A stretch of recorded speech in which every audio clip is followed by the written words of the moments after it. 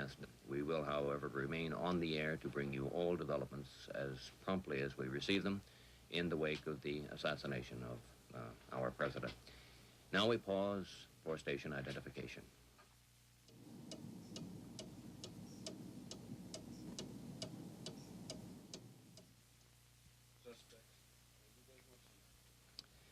As I started to say a moment ago, we have this reaction from Sir Winston Churchill, the wartime leader of the United Kingdom.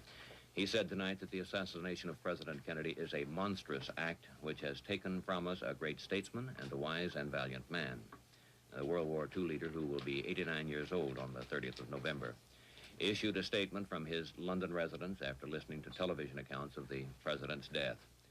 The loss to the United States and to the world is incalculable, Sir Winston declared.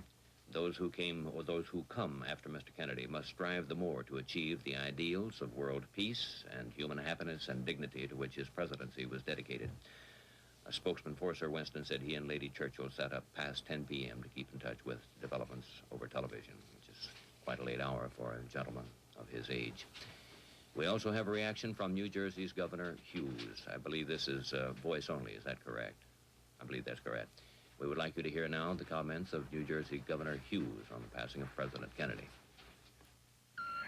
I share with my countrymen today a shock and grief which defies description.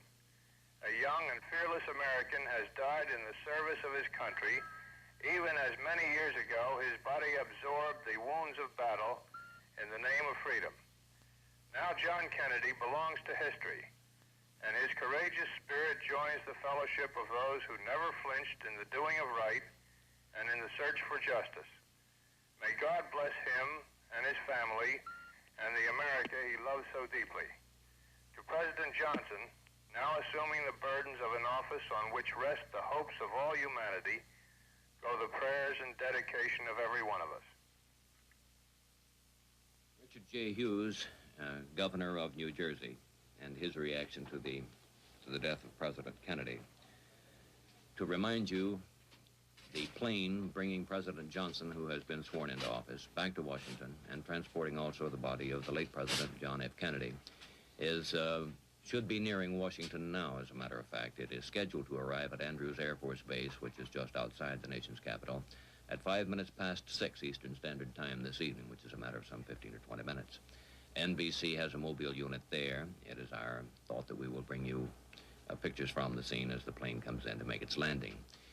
We have been advised that President Johnson will have some remarks to make at the airport, and that later in the evening he will meet with Democratic leaders of Congress at the White House.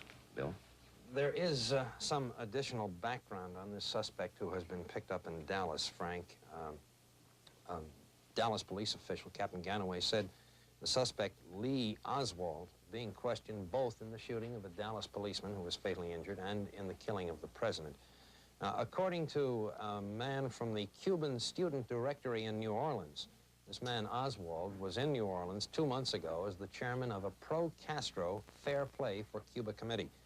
Oswald and several Cubans were arrested 2 months ago in New Orleans for passing out allegedly pro-communist literature. Member of the Information Council of the Americas, Edward Butler, said he and Oswald once debated communism. He said that Oswald had renounced U.S. citizenship, went to the Soviet Union to marry a Russian.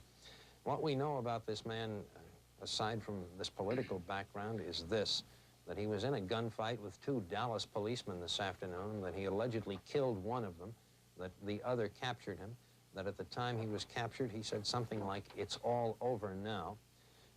Excuse me. It is also said that he was employed in the building from which the bullet that killed President Kennedy was fired.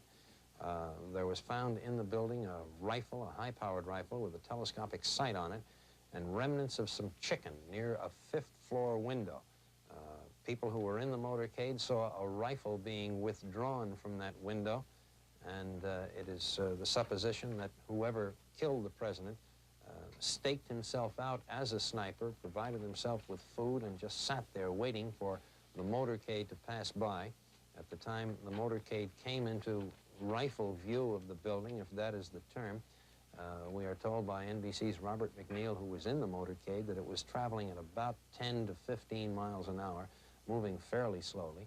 It It was only about 100 yards from the president's car to the building, with a telescopic sight and a high-powered rifle that is very little distance. Frank? I'm just glancing at some of the pictures that we have available to us here, or that we are lining up for whatever conceivable use that we might be able to put them to. And we see so many pictures made of President Kennedy and the First Lady, Mrs. Kennedy, in the early stages of their trip in Texas. Of course, they're both young. It's one of the things that made them extremely attractive to a great many Americans and others around the world, and very much alive. And they seem to be enjoying the trip in Texas enormously. Mrs. Kennedy, we are told, this was really her first, what shall we say, all-out effort to become a political campaigner.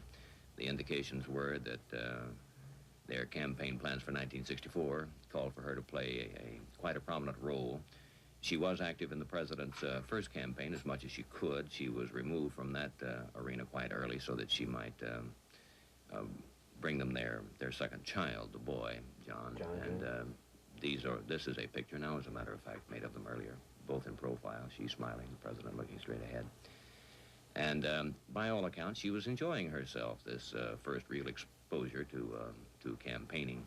And of course, the day resolved itself so tragically for her.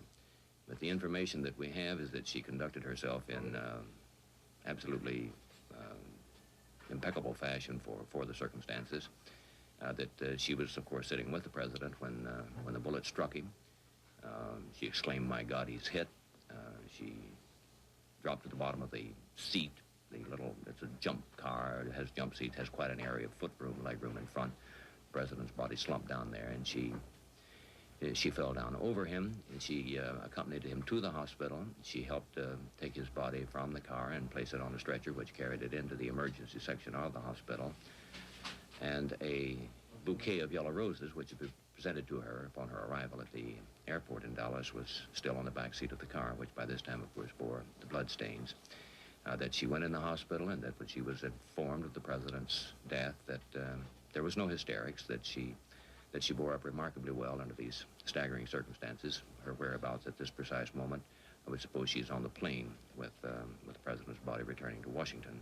She was present at the swearing in of President Lyndon Johnson, along with the new First Lady of the United States, Mrs. Lady Bird Johnson.